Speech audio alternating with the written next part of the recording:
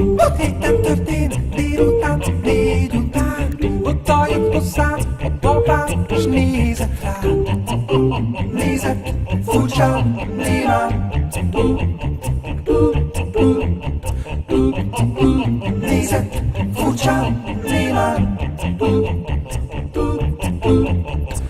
Aztán meg eredt nyelve, téveztem rá, mert megkérdezte, hol vagyok minden este.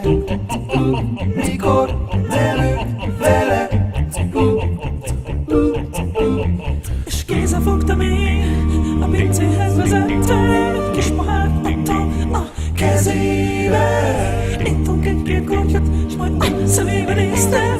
Így kezdtem bele a mesémbe.